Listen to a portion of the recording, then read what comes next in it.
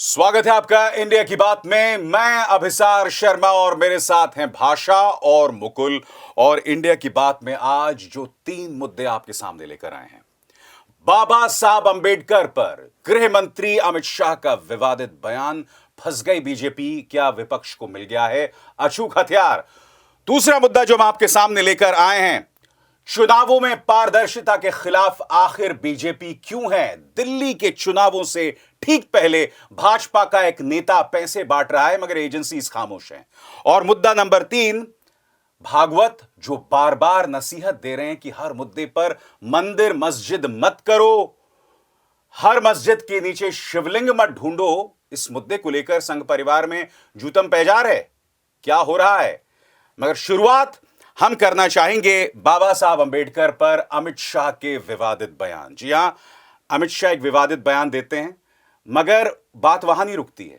Bharatiya Janata party अपने विपक्ष पर निशाना साधने के लिए झूठ का सहारा लेती है, जैसे कि राहुल गांधी को फंसाने की कोशिश की।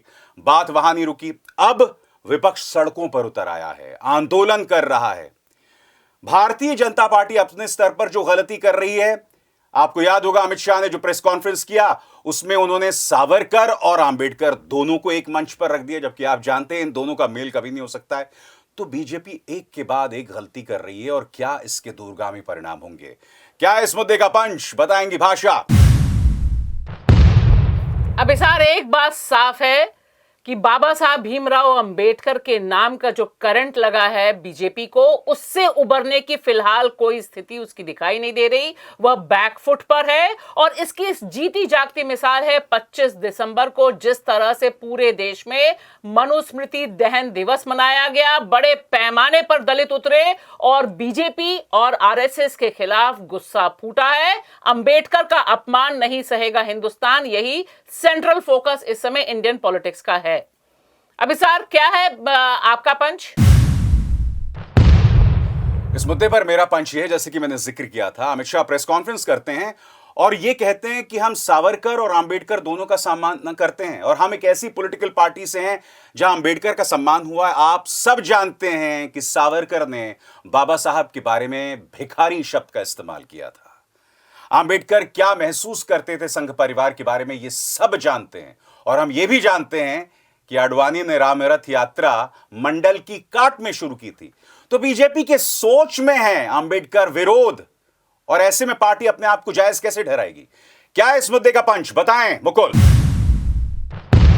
जी, मेरा मानना है अभिसार के लोकसभा चुनाव से जो सिलसिला शुरू है संविधान का, तो ये देश बाबा साहब का संविधान और बाबा साहब का सम्मान, यही 2 कोर इशू बनते जा रहे हैं और इसी वजह से बीजेपी बौखला गई है। अमित शाह ने भाषा क्या बोला वो एक अलग बात है। संसद के अंदर अनुराग ठाकुर राहुल गांधी के बारे में क्या झूठ बोल रहे थे वो एक अलग बात है। मगर आपने देख रही समानांतर तौर पे क्या हो रहा है। बदायूं में एक बौद्ध स्थल पर बजरंग दल जाता है और रंग पोत देता है बुद्ध पर। वहां पर बाबा साहब अंबेडकर की मूर्तियां भी थी। आपको वो तस्वीर भी याद है अहमदाबाद की शायद या गुजरात में किसी शहर की, जहां बाबा साहब अंबेडकर की मूर्ति में नाक तोड़ दी जाती है। ये बतला रहा है कि भाजपा के नेता जो मर्जी कहते रहे, वो भी सही तरीके से बोल नहीं पा रहे हैं। मगर अंबेडकर सोच और एक दलित विरोधी सोच जो पनप रही है इस संगठन में, उसे वो कैसे छुपाएंगे। देखिए, सोच पनप नहीं रही है, जो बुनियाद है वही विरोध में है। क्योंकि दिक्कत यह है कि आज की तारीख में बीजेपी के किसी नेता के पास इस बात का डिफेंस नहीं है कि आखिर अमित शाह ने कहा तो क्यों कहा। वो क्या कर रहे हैं, इतिहास में जा रहे हैं। अरे तुम इतिहास में जाओगे तो और एक्सपोज हो जाओगे भाई, क्योंकि तुम्हारी मनुस्मृति जलाई। तुम जला सकते हो मनुस्मृति, नहीं जला सकते हो। और दूसरी बात, बाबा साहब ने जो सबसे बड़ी बात कही थी कि मैं हिंदू पैदा हुआ हूं, मरूंगा हिंदू नहीं, तो इसे आरएसएस और बीजेपी क्लेम कैसे कर सकती है। उसका तो पूरा का पूरा अवधारणा ही हिंदुत्व। और यही नहीं भाषा, बौद्ध धर्म जब उन्होंने अपनाया था तो सावरकर ने उन्हें भिखारी कहा था। पूरी जो उनका लंबा चौड़ा बयान, और भी गिरगिट शब्द इस्तेमाल किया गया है बाबा साहब के लिए। तो सवाल ये नहीं है इतिहास में क्या हुआ वो रहने दीजिए। आज की तारीख में बीजेपी का पूरा जो दलित विरोधी चेहरा वो एक्सपोज है और दलित बहुत मैच्योर है। दलित राजनीति जिस तरह से उतरी है सड़क पर, और जिस तरह से कांग्रेस और इंडिया गठबंधन ने इसे एक देश भर में मुद्दा बनाया है, इसकी जीती जागती मिसाल हमें 25 दिसंबर को दिखाई दी। मुझे याद नहीं है अभिसार कि आज से पहले कभी भी इस तरह से मनुस्मृति दहन दिवस मनाया गया हो। सिर्फ वही नहीं, अमित शाह के खिलाफ जिस तरह से पोस्टर्स लगे हैं, जिस तरह से रैलियां निकली हैं, वह भी ऐतिहासिक है। मुकुल, सही मायने में तो अमित शाह बाबा साहब को समझ ही नहीं पाए। आप एक तरफ ये कहते हो कि भाई बाबा साहेब की जगह अगर भगवान का नाम ले लिया होता तो 7 जन्मों में स्वर्ग मिल जाता। आप दोनों को सामने ला रहे हो। देखिए पॉलिटिकल सोच क्या है कि अंबेडकर के सामने आप धर्म को खड़ा कर दो, जबकि ये टक्कर में अगर आप घुसेंगे तो आपको सिवाय नुकसान के नहीं मिलेगा। और सोने पे सुहागा, आप सावरकर और अंबेडकर दोनों को एक साथ नाम ले रहे हो। मतलब आपने एक गलती की, उसके बाद ये दोहरी गलती। नहीं, वो लगातार देखिए वही जैसे भाषा कह रही है कि बुनियादी सोच ही यही है। दरअसल वो गलती से नहीं आ गया उनके मुंह पर ये जो उन्होंने कहा कि अंबेडकर अंबेडकर अंबेडकर, बाबा साहब भी नहीं कहा जो उनका वो है। तो उनकी जो बुनियादी सोच है, जो उनकी राजनीति है, वो उनके मुंह से निकल गई। अब इसे किस तरह से मैनेज किया जाए। अगर वो वाकई में खेद भी जता ले तो मुझे लगता था कि शायद खेद जता लें और इस पर थोड़ा सा पानी पड़ जाए, लेकिन वो और एग्रेसिव, एक गलती छिपाने के लिए दूसरी गलती, फिर वो अगले दिन ड्रामा कि सांसद घायल हो गए, फिर उसका भी खुलासा किस तरह से हुआ, जिस तरह पट्टियां चढ़ती जा रही थी। बिल्कुल। लगातार फिर वो डिफेंसिव, और ये मुद्दा जो लोकसभा चुनाव से शुरू हुआ था संविधान लेकर, और ये यहाँ तक ये इन्हें परेशान कर रहा है लगातार, और ये राजनीति बढ़ेगी। और चाहे चुनाव भी बहुत दूर हो, लेकिन ये एक कोर इश्यू बन गया है। और इंडिया गठबंधन तो छोड़िए, मैं कह रहा हूं आम जनता जिस तरह सड़कों पर आई है, ये बहुत महत्वपूर्ण है। भाषा, मुझे भाजपा के नेता इस सवाल का जवाब देना कि जब आपके तमाम नेता संविधान को बदलने की बात कर रहे थे, तो जब आप संविधान को बदलने की बात करते हैं तो आप कहीं ना कहीं बाबा साहब अंबेडकर की उस आत्मा पर, उनकी उस बुनियादी सोच पर प्रहार कर रहे हैं। आज तक ना अमित शाह ने, ना प्रधानमंत्री नरेंद्र मोदी ने उन नेताओं के बारे में कोई टिप्पणी की जो संविधान को बदलने की बात कर रहे थे। जी, और देखिए संविधान को बदलने की बात, 400 पार वाला नारा, वह सब 2024 का परिणाम है, जिसमें बीजेपी अल्पमत की सरकार बनाए हुए हमें हमारे सामने दिखाई दे रही है। लेकिन अमित शाह ने दरअसल जो कहा वो सिर्फ अहंकार नहीं है। अहंकार तो है, जो पूरा स्वर है वो अहंकार है, और वो ब्राह्मणवादी जो एक होता ना मनुस्मृतिवादी अहंकार है जो दिखाई दे रहा है। लेकिन उससे भी बड़ी बात, ये उनके मन की बात है। दरअसल वो अंदर से यही सोचते हैं कि अरे क्या अंबेडकर, क्योंकि देखिए ये जो शीत सत्र है, विंटर सेशन, पहला सत्र है 2014 के बाद से अब तक, जो विपक्ष ने अपने एजेंडे पर जिस पे खबर बनाई है, हर तरफ अंबेडकर अंबेडकर छाए हुए हैं, अंदर और बाहर कॉन्स्टिट्यूशन छाया हुआ है। तो एक बड़े पैमाने पे तिलमिलाहट है कि अरे भाई हमें तो 2025 का जो नारा है, आरएसएस के 100 साल पूरे हो रहे हैं, एक बड़े पैमाने पे प्लेटफॉर्म पे वहां जाना है, वो हम नहीं कर पा रहे हैं। और ये दलितों के मसीहा का नाम हमारे सामने बार बार आ रहा है। तो असल सोच बाहर आई है, और अब जो डिफेंस है वो डिफेंस सिर्फ और ज्यादा इन्हें बेनकाब कर रहा है, क्योंकि ये बताने की कोशिश कर रहे हैं कि पहले क्या हुआ। अरे पहले गांधी के नेतृत्व में ही, जो नेहरू के नेतृत्व में ही कॉन्स्टिट्यूएंट असेंबली बनी, संविधान सभा ने ही तो अम्बेडकर ने जिम्मेदारी दी कि आप कॉन्स्टिट्यूशन रचिए। तमाम अंतर विरोध, लेकिन आज के इतिहास का जो पूरा का पूरा रिजल्ट ढूंढ रहे हैं कि हम बैक में जाकर लेकर आएंगे।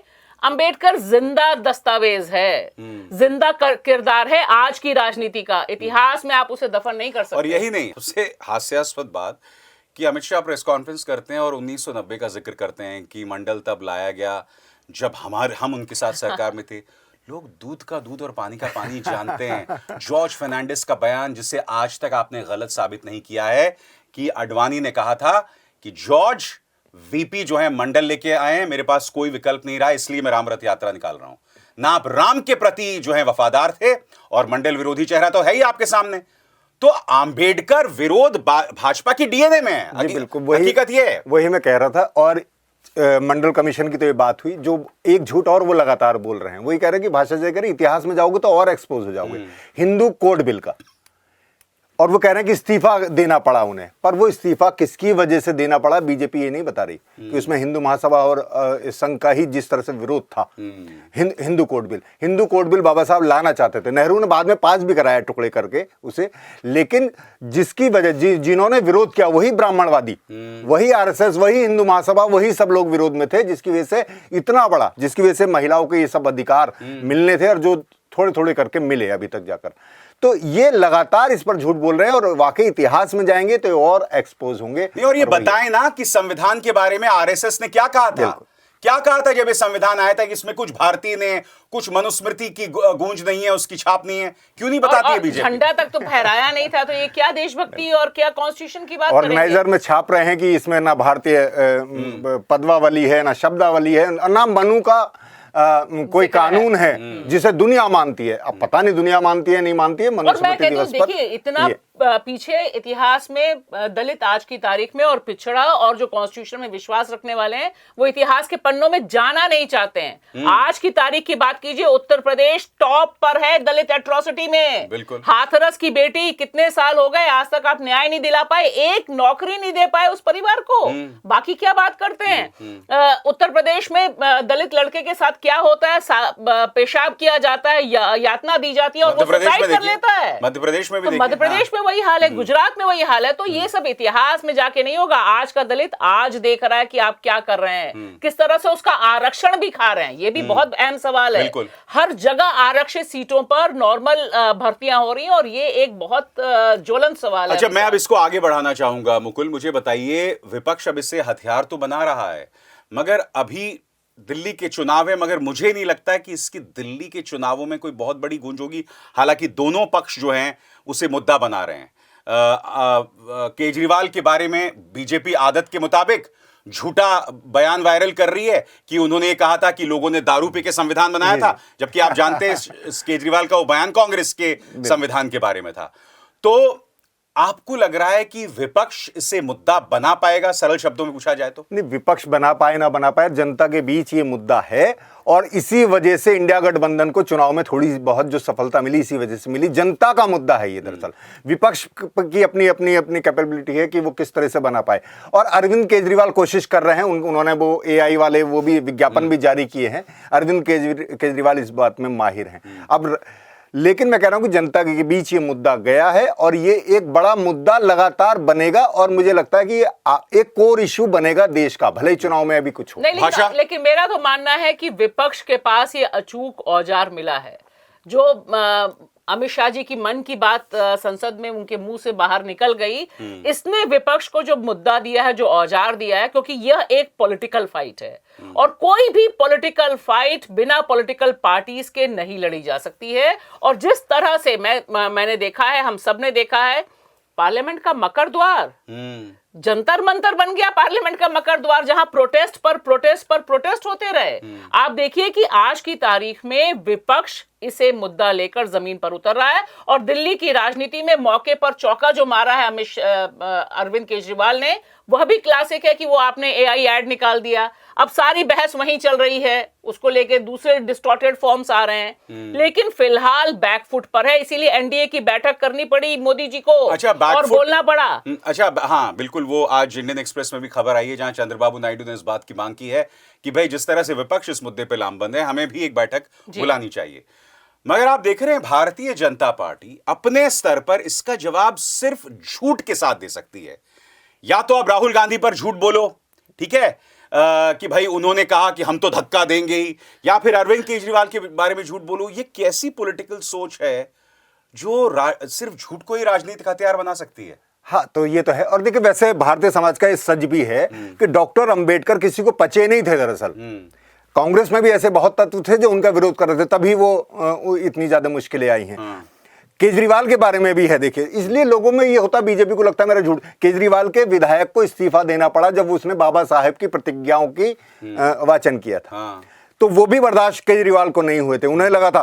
तो ये जो राजनीति वो अपने नफे नुकसान पर, मैं कह रहा हूं कि ये जनता का एक आइकन है बाबा साहब अंबेडकर, और वो मजबूर करेंगे इन लोगों को कि वो इसे मुद्दा बनाए। चलिए, अब हम रुक करते हैं अपने दूसरे मुद्दे का, और वो है चुनाव में पारदर्शिता। अजीबोगरीब इत्तेफाक है ना कि पंजाब और हरियाणा हाई कोर्ट आदेश जारी करता है कि चुनाव से जुड़े दस्तावेज वकील महमूद प्राचा को मुहैया कराए जाएं और उसके कुछ ही दिनों बाद कानून मंत्रालय, चुनाव आयोग मिलकर एक आदेश जारी कर देता है, नियमों में संशोधन कर देता है कि अगर आपको सीसीटीवी फुटेज चाहिए तो आपको अदालत जाना पड़ेगा। समानांतर तौर पर दिल्ली चुनाव से पहले क्या हो रहा है, प्रवेश साहिब सिंह वर्मा जो कि भाजपा के नेता हैं, वो खुलकर अपने घर से पैसा बांट रहे हैं, 1100 रुपए बांट रहे हैं। भाजपा कह रही है कि ये केजरीवाल का ब्लैक मनी है, जबकि खुद प्रवेश साहिब सिंह कह रहे हैं कि नहीं साहब, ये मेरी संस्था का पैसा है। चुनाव आयोग पूरी तरह से खामोश है। यानी कि हर तरफ चुनाव आयोग की या तो नाकामी दिखती है या पारदर्शिता पर अंकुश डालना। मुकुल, क्या है इस मुद्दे का पंच? मुझे लग रहा है कि बहुत खतरनाक मोड़ पर है देश। चुनाव आयोग की विश्वसनीयता पहले ही लगभग खत्म हो गई थी, अब चुनाव की भी विश्वसनीयता खत्म हो रही है। और अगर ऐसा रहा तो फिर आगे का दौर क्या होगा, क्या तानाशाही होगी, क्या विद्रोह होगा, मैं नहीं कह सकता। भाषा, क्या है इस मुद्दे का पंच? बिल्कुल साफ है, यह चोरी और सीना जोरी का मामला है। पहले तो आप हमारा जो चुनाव है उसे चुरा लें, हम जिसको वोट दें उसे चुरा लें, और फिर आप यह भी चाहें कि इस चोरी का जो हमें एविडेंस मिल रहा है उस पर भी पर्दा डल जाए। सीधे सीधे दिखाई दे रहा है। और आज की तारीख में जब ये हो रहा है, तमाम तरह के एविडेंस हैं, और खास तौर से उत्तर प्रदेश के बाईपोल से जो एविडेंस आए हैं कि कितने वोटर लिस्ट में नंबर गायब हैं, किस तरह से चुनाव को मैनिपुलेट किया गया है, इसमें यह एक बहुत मजबूरी में लिया गया बीजेपी का फैसला है। हर हाल में वो सत्ता पाना चाहती है। अभिसार, क्या है इस पे आपका पंच? इस मुद्दे पर मेरा पंच यह है कि जब यह सारा विवाद चल रहा है तब अचानक अनिल मसीह की तस्वीर सामने उभर कर आती, जिसके बारे में सुप्रीम कोर्ट ने कहा था कि लोकतंत्र की चोरी हुई थी। यह भारतीय जनता पार्टी का अहंकार ही तो है कि भाई पंजाब और हरियाणा हाईकोर्ट एक आदेश जारी करता है और फिर आप सीसीटीवी फुटेज पर एक आदेश जारी कर देते हैं। यानी कि मानो आप लोकतंत्र को, संवैधानिक मान्यताओं को ठेंगा दिखा रहे हैं। चलिए अब हम इस मुद्दे पर चर्चा करते हैं कि ये अजीबोगरीब अहंकार है भाषा कि पंजाब और हरियाणा हाईकोर्ट का आदेश आता है और उसके तुरंत बाद आप वो रूल नंबर 93(2) के संशोधन में एक नियम जारी कर देते हैं। यानी कि आपकी सारी कोशिश है कि पारदर्शिता को हर कीमत पर खत्म किया जाए, और वह भी तब जबकि ईवीएम्स लाई इसलिए गई थी और पोलिंग बूथ्स को इसलिए ट्रांसपेरेंट बनाया गया था ताकि जनता को पता चले कि वह जिसको वोट दे रही है उसकी वोट की चोरी ना हो। क्यों ईवीएम लाए गए थे, क्यों वहां सीसीटीवी फुटेज लगाए गए थे, कैमरेज लगाए गए थे? सिर्फ इसलिए ताकि हमारा वोट सुरक्षित रहे और हम उसकी निगहबानी और निगरानी दोनों कर सकें। यही बुनियादी आधार था। लेकिन दिक्कत है अभिसार की चोरी इतनी ज्यादा वायरल हो गई है, और 2024 का जो पूरा का पूरा इलेक्शन हुआ है, हमें याद रखना चाहिए कि जिस तरह के सीसीटीवी कैमरे से फुटेज आए कि एक आदमी 16-16 बार वोट डाल रहा है, ये कहां से आया था? ये यहीं से आया था क्योंकि पकड़ा गया। अनिल मसीह कैसे पकड़ा गया? अगर सीसीटीवी कैमरा ना होता तब तो वहां बीजेपी का मेयर बन गया होता चंडीगढ़ में आराम से। तो ये जो सारी तस्वीर है, क्योंकि इनको अब लग रहा है कि ये चोरियां पकड़ी जा रही हैं। आप देखिए उत्तर प्रदेश में लोगों ने कैमरे से ही पकड़ा कि किस तरह से पुलिस वापस भेज रही है, मुसलमान वोटरों को वोट नहीं डालने दे रही है। ये सारे पर हमारा हक होना चाहिए ना। लेकिन दिक्कत यही है कि आज की तारीख में मोदी जी जैसे प्रेस कॉन्फ्रेंस ना करके प्रधानमंत्री बने हुए हैं, वैसे ही वह सोच रहे हैं कि चुनाव में जो कुछ भी होगा अब किसी को पता नहीं चलना चाहिए कि किसने वोट डाला, किसके पास कौन सा फोन था, क्या ईवीएम हैक्स हुई नहीं हुई, वोट कितने पड़े नहीं पड़े, सब पर पर्दा है। अच्छा, विडंबना देखिए मुकुल की चुनाव आयोग इस आदेश को जारी करके ये कहता है कि हमें इस बात का डर है कि सीसीटीवी फुटेज का मिसयूज किया जा सकता है, आर्टिफिशियल इंटेलिजेंस के जरिए इसका मिसयूज किया जा सकता है। अरे भाई, जैसे अभी भाषा ने बताया, इसी सीसीटीवी फुटेज की वजह से हम चंडीगढ़ मेयर चुनावों की हकीकत जान पाए थे, ठीक है? और हम ये देख रहे थे कि आपकी मौजूदगी के बावजूद लोकसभा चुनाव में एक व्यक्ति जो है ईवीएम जो है उसको उसने हैक कर लिया। हैक मतलब उसको वहां पे खुलेआम वोट एक के बाद एक वोट डाल रहा है, उसको फेसबुक लाइव कर रहा है। आप उस पर खामोश रहते हैं।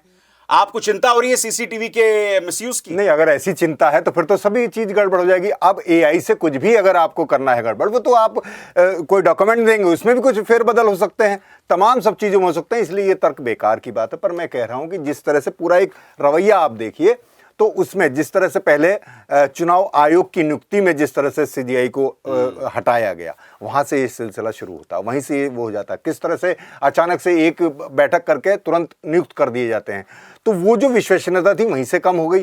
फिर वो कहते हैं जो हमारे चुनाव आयुक्त हैं कि डिस्क्लोजर हमारा मेन इशू है, मतलब हमारा एक बुनियादी वो नियम है, लेकिन वो उसे डिस्क्लोजर को फिर क्लोज कर देते हैं। तो ये और एआई का डर दिखाना अब बेकार की बात है, क्योंकि एआई का डर होगा तो वो तो कुछ भी कर सकता है, तो आप ये छुपा नहीं सकते। और एक मिनट, एआई मिसयूज के लिए रिसोर्सेस सबसे ज्यादा बीजेपी के पास है, जिस तरह की चीजें आई। और देखिए एआई का अगर डर है, मैं कह रही हूं कि इस समय तो डिजिटल फ्रॉड चल रहे हैं, सारे फ्रॉड चल रहे हैं, साइबर क्राइम सबसे ज्यादा है, तो हम क्या कर रहे हैं? क्या सरकार ये कह रही है कि बैंक का इस्तेमाल करना बंद कर दो, ऑनलाइन बैंकिंग बंद कर दो, ये कह रही है क्या? कहीं सरकार नहीं कह रही ना, ये बता रही है कि आप सतर्क रहिए। लेकिन दिक्कत ये है कि यहां पर तो चुनाव आयोग खुद ही बैठा हुआ है एक तरह से हमारे सारे सवालों पर जवाब ना देने के लिए। अरे विपक्ष जा रहा है, महाराष्ट्र में 13% कैसे बढ़ा वोट?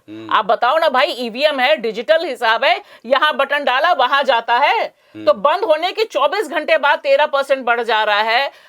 जो पूरी ग्राउंड रिपोर्ट्स हैं फर्रुखाबाद की, आप देखिए कि वहां पर 36,000 वोट कट गए। बिल्कुल। इतने मेरठ में इतने बड़े पैमाने पर फर्जी वोट वहां पे पाए गए। अरे इन पे आप काम करिए ना, ये सब तो ग्राउंड रियलिटीज हैं। लेकिन नहीं, अभिसार, हम और आप सवाल ना उठा सकें और जनता को पता ना चले कि उसके मतों की चोरी कौन कर रहा है। अच्छा, दूसरी तरफ एक दूसरी तस्वीर जो कल ही उभर कर आई है, प्रवेश साहिब सिंह भाजपा के उम्मीदवार घर से पैसा बांट रहे हैं साहब, और अजीबोगरीब तर्क। पहले वीरेंद्र सचदेवा उनके बीजेपी के नेता कहते हैं कि ये केजरीवाल का ही पैसा होगा, क्या सबूत है आपके पास? जबकि वो प्रवेश साहिब सिंह खुद कह रहा है हाँ मैं पैसे बांट रहा हूं। मतलब जिसे कहते हैं ना कि कल्पना से भी विचित्र खेला चल रहा है। चुनाव आयोग इस पर खामोश है, एजेंसीज अब नहीं जाग रही हैं। चुनाव आयोग ने वहां महाराष्ट्र में भी क्या हुआ बताइए? जो पैसा जो वो हुआ, जो आरोप था, उसे बताना चाहिए था कि फर्जी था या सही था, लेकिन उस पर भी खामोश रहा। तो बीजेपी जो करे वो सही, दूसरे अगर कर देते तो अभी इस पर इतनी बड़ी डिबेट हो रही होती, इतना बड़ा बवाल मच गया होता अगर केजरीवाल या कांग्रेस की तरफ से पैसा कहीं बांट दिया जाता। अभी उनकी तमाम योजनाओं पर ही सवाल उठाए जा रहे हैं जो आने वाली हैं। तो ये एक पूरा का पूरा ये प्रोपेगेंडा, पूरा झूठ, ये हर चुनाव में मैं कह रहा हूं कि अभी तक तो चुनाव आयोग की विश्वसनीयता ही खतरे में थी, लेकिन ये जो छुपा रहे हैं ये सब चीजें, उससे चुनाव ही खतरे में पड़ गया। लोग कहेंगे कि इस चुनाव का मतलब क्या है। और देखिए एक चीज ये आपने जो कहा ये बहुत इंपॉर्टेंट इसलिए है क्योंकि आज बीजेपी कह रही है कि यह वह उस महिला की मदद कर रहे थे, ये पैसा नहीं बांट रहे थे, वो दरअसल मदद करना चाह रहे थे। तो ये बड़ा जबरदस्त है कि आप मदद करना चाह रहे थे। बिल्कुल उसी तरह से जैसे प्रताप सारंगी, यहाँ चोट लगी, फिर हमने देखा इतना बड़ा हो गया, फिर हमने देखा पूरा टोपा लग गया, और फिर अगले दिन सब कुछ गायब हो गया। तो ये झूठ उसी तरह का है, जैसे 5 करोड़ वहां पकड़ा गया था, उसी तरह से यहाँ पे, और इसमें चुनाव आयोग जैसा आपने कहा बिल्कुल नदारत है और नदारत ही रहेगा। अच्छा, यही नहीं, मेरे ख्याल से सीसीटीवी की फुटेज पर अंकुश तो एक मुद्दा है ही।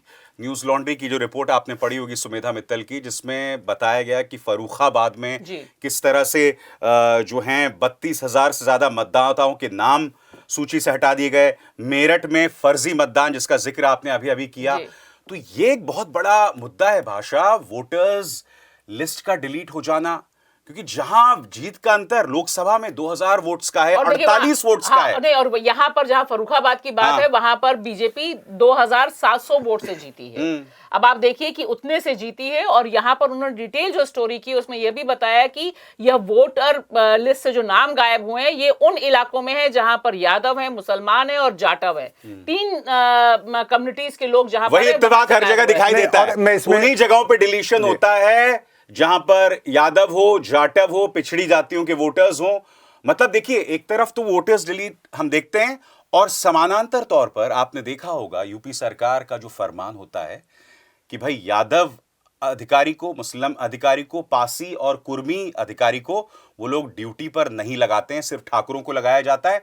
मतलब सब जगह पर वही खेल चलता है। मैं ये भी जोड़ना चाह रहा हूं कि ये जो एक देश एक चुनाव आ रहा है, ये इसलिए बहुत खतरनाक इस देश के लिए हो सकता है। अभी तो यह है कि एक चुनाव में कुछ आया, चोरी पकड़ी गई, कुछ दबाव बनेगा, कुछ सतर्क होगा अगला राजनीतिक दल, कुछ जनता सतर्क होगी। लेकिन एक ही बारी में अगर सब कुछ मैनिपुलेट हो गया तो फिर कौन जवाब देगा? आप 5 साल शोर मचाते रहिए और फिर उसके बाद तो ये इसलिए भी खतरनाक है। एक देश एक चुनाव, यहीं से जुड़ जाती हैं चीजें। चलिए अब हम रुक करते हैं अपने तीसरे और आखिरी मुद्दे का, वो है आरएसएस प्रमुख मोहन भागवत का बयान। अभी कुछ महीनों पहले उनका एक बयान आया था जिसमें उन्होंने कहा था कि हर मस्जिद के नीचे शिवलिंग ढूंढने की जरूरत नहीं है। कुछ लोग उसे अपवाद मांग रहे थे, मगर अब पुणे में उनका एक और बयान सामने उभर कर आया है कि भाई राम मंदिर के प्रति हम सबकी भावना थी, मगर अब हर जगह मंदिर मस्जिद करने की जरूरत नहीं है और कुछ लोग इसके जरिए हिंदू नेता बनने की कोशिश कर रहे हैं। नतीजा यह हुआ कि भाजपा की पूरी ट्रोल मशीनरी मोहन भागवत पर निशाना साधती है। बीजेपी चुप है। समानांतर तौर पर भागवत के बयान को देखें तो वो मुख्यमंत्री आदित्यनाथ के बयान के बिल्कुल उलट दिखाई देता है। यहां तक कि कुछ हिंदुत्ववादी नेता उनको जिहादी तक बता रहे हैं। हो क्या रहा है इस मुद्दे पर? क्या है पर्दे के पीछे का सच? क्या है इस मुद्दे का पंच? बताएंगी भाषा। अभिसार, एक बात साफ है कि खेल तो बहुत गहरा है और बहुत ही दिलचस्प है जो पर्दे के पीछे से चल रहा है, और उसका जस्ट 2 अर्थों में समझा जा सकता है। पहले ये कि आरएसएस जिसके प्रमुख हैं मोहन भागवत, उन्होंने जो नफरती ब्रिगेड पैदा की, देश भर में ये पैदा किया नफरत नफरत नफरत, अब उसे रिमोट कंट्रोल करना मुश्किल है। और दूसरा जस्ट ये है कि इस समय सिर्फ और सिर्फ सारा डिस्कशन इसी के इर्द गिर्द रखकर बीजेपी और खास तौर से प्रधानमंत्री नरेंद्र मोदी को बहुत ज्यादा फायदा है। वे चाहते हैं कि वे सबसे ऊपर रहें, एक भगवान तुल्य हो जाएं जहां कोई सवाल ही ना उठे। अब इसार, क्या है इस पे आपका पंच? इस मुद्दे पर मेरा पंच यह है कि देखिए, जब आप टाइगर की सवारी करते हैं ना, यानी कि जब आप नफरत को राजनीति का हिस्सा बना देते हैं जिसमें आरएसएस और बीजेपी दोनों भागीदार होते हैं, तो ये लंबे दूरगामी अगर इसका असर देखें तो ये फायदे का सौदा नहीं होता, ना खुद के लिए ना देश के लिए। अब भागवत साहब को हो सकता है एक, जिसे कहते हैं ना, एक आभास हो रहा हो उम्र के इस पड़ाव में कि ये क्या हो रहा है, मगर टाइगर पर आप सवार तो हो गए हैं, अब आप उतरेंगे तो उसी की मर्जी से। क्या है इस मुद्दे का पंच? बताएंगे मुकुल। मेरा मानना कुछ दूसरा है। मेरा मानना यह है कि आरएसएस के लिए वही बात है कि हाथी के दांत खाने के और दिखाने के और। मुझे लगता है कि एक रणनीति है जिसमें चित भी मेरी और पट भी मेरी। क्या ये इतना आसान है कहना जो अभी मुकुल कह रहे हैं, चित भी मेरी पट भी मेरी? क्योंकि हमने देखा कि पांचजन्य जो है, जो कि आरएसएस का मुखपत्र है, वो मोहन भागवत के बयान के बिल्कुल उलट बोल रहा है। क्या इसका एक सोच ये हो सकती है भाषा कि अब मोदी जो हैं, पहली बार बीजेपी और आरएसएस के इतिहास में मोदी इतना बड़ा चेहरा हो गए हैं कि वो आरएसएस उनके जो है दोयम दर्जे पे? देखिए, मेरा तो साफ मानना है कि भस्मासुर हर दौर में होते हैं और नफरती भस्मासुर जो लोग पैदा करते हैं, दरअसल वे उन्हीं को खाने का इतिहास रहा है। सवाल यह है कि जिस तरह के नफरती ब्रिगेड पैदा की है आरएसएस ने, किसी और ने नहीं, बजरंग दल, विश्व हिंदू परिषद, नाम ले लीजिए आप, जो 25 दिसंबर को भी देश के अलग अलग हिस्सों में, मेरे शहर लखनऊ में कैथेड्रल चर्च के सामने नफरती भाषण दे रहे थे, ये सब पैदा किए हुए आरएसएस की सोच के हैं। लेकिन अब दिक्कत है कि अभी तक आरएसएस को लग रहा था, मोहन भागवत को लग रहा था कि मैं रिमोट कंट्रोल से चलाऊंगा और बस कहूंगा उठ जाओ और बैठ जाओ तो बैठ जाओ। यह संभव नहीं होता है। हम पहले भी इसकी बात कर चुके हैं, जिस तरह का प्रयोग जमीन पर चल रहा है और ये जो तमाम इस तरह के नफरती ब्रिगेड पैदा हो गई है, यह वापस बोतल में नहीं जा पाएगी। तो इसलिए पूरा का पूरा माहौल, पूरी की पूरी डिबेट इसी पे रहेगी और देखना यह दिलचस्प रहेगा कि यूपी में क्या होता है, क्योंकि इन्हीं को, योगी जी को आरएसएस ने अपना हाथ दिया है। ये भी तो हो सकता है कि भाई मोहन भागवत साहब को एक रियलाइजेशन हो रहा हो, वो ईमानदारी से चीजें देख रहे होंगे कि भाई अगर 3 लाख जगहों पर ये विवाद शुरू हो गए, धार्मिक स्थलों के नीचे एक और धार्मिक स्थल ढूंढना, तो अराजकता मच जाएगी साहब। तो उन्हें ये आभास हो रहा होगा। मुझे जो लगता है कि आरएसएस की रणनीति है कभी कभी 2 कदम आगे बढ़ना और 1 कदम पीछे हटना, ये उसी का हिस्सा है। अभी मैंने एक बहुत आपको उदाहरण के साथ बताऊं कि मोदी जी ने कहा मैरी क्रिसमस, अभी मैं उसमें एक नीचे कमेंट देख रहा था कि भाई हमें तो आरएसएस ने ऑर्डर दिया था मातृ पितृ दिवस मनाने का और ये मैरी क्रिसमस मना रहे हैं। वो अपना देखते हैं जहां जिस तरह से चीजें हों कि पूरे इंटरनेशनल लेवल पर हमें क्या संदेश देना है, विश्व गुरु भी बनना है। हाँ। ये जो है, अगर आरएसएस का इसके पीछे सपोर्ट नहीं होता तो योगी आदित्यनाथ की हिम्मत नहीं थी कि वो इस तरह से यूपी में लगातार खुदाई करते और कुएं और ये सब चीजें अब देखी जा रही हैं, नालियां तक खोदी जा रही हैं। ये एक पूरी टैक्टिस चल रही है ऐसी, वरना तो वो उसे कह सकते थे। उन्होंने कहा नहीं कि ये जो कर रहे हैं उपद्रवी तत्व हैं या फ्रिंज एलिमेंट है, ना बीजेपी ने कहा, ना योगी ने कहा, ना आरएसएस मोहन भागवत ने कहा। अब मोहन भागवत की ये पूरी रणनीति, वो ये देख रहे हैं कि हमें 2025 में किस तरह से अपने हिंदू राष्ट्र के लिए एक पूरा स्थापित करना है, तो उसमें एकदम से अराजकता ना हो जाए, ये अलग बात है। लेकिन ये मुझे लगता है उन्हीं के हाथी के दांत खाने का और दिखाने का। और हिंदू संत भी जो हैं उनमें से एक हिंदू संत कह रहे हैं कि भाई भागवत जिहादी सोच के, मतलब ये बात यहां तक आ गई भाषा, तुष्टीकरण में पहुंच गए हैं। मतलब अब सोचिए ना, मोहन भागवत के लिए शब्द इस्तेमाल हो रहे हैं, तुष्टीकरण। तो देखिए, मुझे लगता है कि आज के दौर में अभिसार एक बात बिल्कुल साफ है कि यह नफरत और नफरत का अभियान चलेगा भी, क्योंकि इस समय उत्तर प्रदेश से बड़ी नफरत की प्रयोगशाला बीजेपी आरएसएस के पास कोई और है नहीं। और जिस तरह से आरएसएस ने योगी का हाथ थामा है और आगे की लीडरशिप के लिए उसे प्रमोट किया जा रहा है, तो उसमें उनको लग रहा है कि यही वो शख्स है जो हमें करेगा। और कुंभ में देखिएगा इसी तरह का नफरती खेल होने जा रहा है। लेकिन इसमें दिक्कत इस बात की, मुझे लगता है मोहन भागवत पुनर्विचार करेंगे नहीं करेंगे वो छोड़ दीजिए, लेकिन उनके दिमाग में एक बात आ गई है कि ये जो सारे नेता पैदा हो गए हैं, अब आप देखिए संभल का जो नेता है वो कहीं से भी अभी तक सीन में नहीं था, आज की तारीख में वो वहां का सबसे बड़ा लीडर हो गया है। तो ये जो सारे इस तरह से लीडर पैदा हो रहे हैं, इनको हमारे कंट्रोल में कैसे लाया जाएगा? क्योंकि हम जब चाहते थे तब हम कहते थे, विश्व हिंदू परिषद याद कीजिए कि उन्होंने विश्व हिंदू परिषद के बड़े बड़े नेता सिंघल को बैठा दिया। जब उन्हें लगा कि अब इसका काम नहीं है, प्रवीण तोगड़िया को बैठा दिया आरएसएस ने। तो वो अपना जो तंत्र है उसे कमजोर नहीं करना चाहते, उनको दिक्कत अपने तंत्र और अपने रिमोट कंट्रोल की है। नहीं तो अभी भी उनके तंत्र से बाहर नहीं जाएगा। देखिए, बहुत लोगों ने कोशिश की, कल्याण सिंह ने पूरी एक अलग राह लेने की कोशिश की, जबकि वो अपने को हीरो मानते थे जो बाबरी मस्जिद का विध्वंस हुआ उसका। उमा भारती ने अलग राह ली, लेकिन उन्हें पता है आरएसएस इतना बड़ा संगठन है, और वही जैसे कह रहे हैं कि आरएसएस की पकड़ कमजोर हो जाती तो इतना श्रेय ना हरियाणा में मिलता ना महाराष्ट्र में जीत मिलती। ऐसा नहीं है कि मोदी के नाम से वोट मिल रहे हैं। तो आरएसएस अपने को बार बार साबित कर रहा है। ये एक रणनीति है कि आप इस तरह से कीजिए, हम इस तरह से रखते हैं और चीजें देखेंगे फिर कैसा रिएक्शन हो रहा है। यही मैं कह रहा हूँ, चीजें टेस्ट के लिए डाली जाती हैं जनता में, फिर देखते हैं कैसा एक वो आ रहा है। एक लग रहा है कि बहुत व्यापक हिंदू समाज शायद इसे स्वीकार नहीं कर रहा कि हर जगह मंदिर खोजे जाए। तो इस तरह से एक अपनी एक सहज और सौम्य छवि बनाई जाए। ये सब चलता रहता है आरएसएस के भीतर। ठीक है, बहुत बहुत शुक्रिया आपका मुकुल। और भाषा इंडिया की बात में बस इतना ही। अभिसार शर्मा को दीजिए इजाजत। नमस्कार।